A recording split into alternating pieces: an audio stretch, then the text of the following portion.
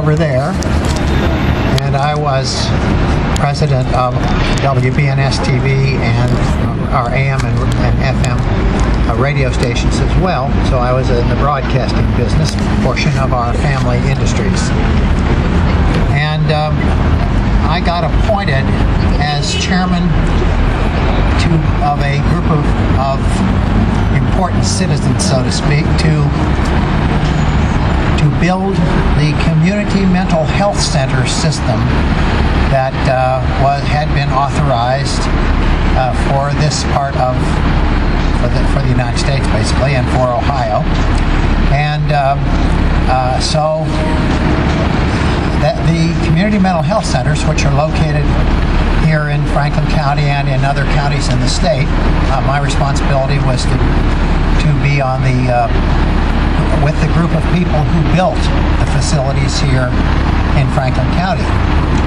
And the purpose of these mental health centers was to provide mental health facilities for the people who were locked up in the crazy houses, the insane asylum locations, one of which was over on the hillside at the time here in Columbus. So if you were adjudicated crazy back then, they locked you up for the rest of your life and didn't know what to do with you. So the idea that John F. Kennedy had was to build these community mental health centers, and the mental health centers were to provide services for the mentally insane. So they would then take all the people out of the crazy houses, put them back with their families, and then have the patients connect with and get treatment for the first time in their lives for their mental health problems in these mental health centers. And in the mental health centers there were also doctors, in addition to psychiatrists, regular medical doctors, and they were to take care of drug problems, which were starting to become an issue politically all over the country. And I had experience because my dad, he died of alcoholism at age 47. So I went through that and saw the damage that drug did, in my home especially. And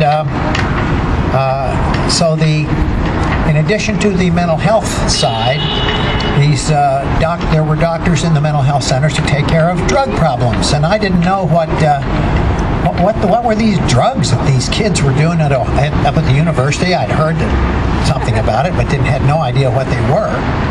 So I went up to Ohio State, and I knew the dean of the hospital up there pretty well, and he set me up with some doctors who put me down in a classroom and started writing things down on a blackboard, and the first thing they wrote on the blackboard was marijuana, which I heard the name, but I had no idea what it was. And they said, well, now marijuana has no negative action to the human body. It's not dangerous at all, but it also treats a lot of illnesses, which we would like to treat, but we can't because it's illegal. And it was made illegal down in the South, where Mexicans were coming across the border to work in big fields of cotton or tobacco or whatever, and the people from Mexico, the Mexicans, were bringing this stuff called marijuana with them. And the people who ran the farms down there had no idea what this was, but they thought that was dangerous. So they said, we got to make this stuff illegal. And they got it made illegal. So way back when, for purely political reasons, they got marijuana made illegal in the United States. And of course, that took care of Ohio as well. And so they explained all this to me at Ohio State. And they said, well, the doctor said it really should be made legal so we could use it for treating various kinds of illnesses, which it does very well. Oh, well. And then they went on with the rest of the drugs that are used illegally. So I came back down to my office and I thought, well, the doctor at Ohio State said that it ought to be made legal. Why don't we do that? So went over and talked to the bill drafting department here, and we got a law put together. And they said, well, now you got to go down and see the chairman of the House Committee on Drug Abuse.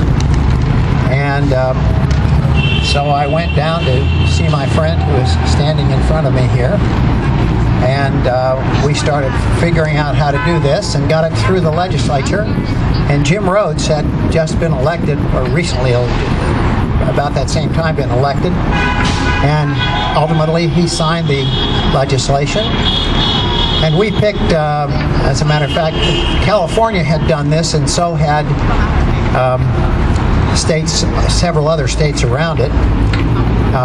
And they had picked 1 ounce as the amount that you could legally have as only as a misdemeanor. You got a traffic ticket, essentially, if you were caught possessing it.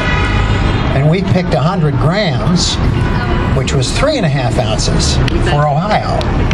So a lot of people in the state here don't know what a gram is. They think a lot of the people would figure, well, 100 grams, that's the same as an ounce. So it's just like every place else, but it was 3.5 times that. So we pulled a little fast one there. And so we got the bill through and got the governor to sign it. So that's the law in Ohio. So I was merely following the advice of the medical people at Ohio State to provide a substantially reduced fine for the possession of up to 3.5 ounces. So I hope not too many of you have been had the police hassles that I've heard here earlier. The previous conversation, that's really a bad thing.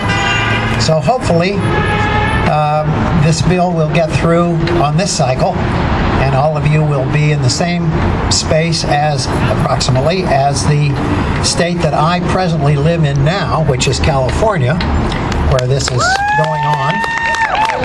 And of course, not only that, but for this election cycle, California has a bill, Proposition 19, which will completely legalize marijuana.